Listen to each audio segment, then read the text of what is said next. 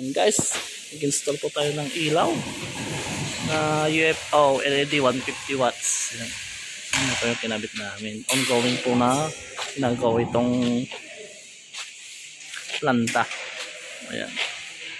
Install na rin yung evaporator. Ayan. Pawiringan po namin yan. Kinabit na muna namin yan. Ayan. Lapit na po matapos. Ayan guys. Ayan. Ayan, pinortip ko po siya. Ayan, bago po ito.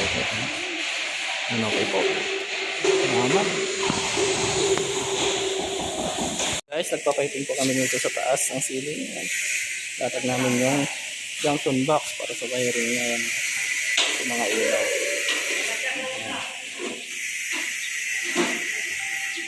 Abang-abang na lang po sa susunod.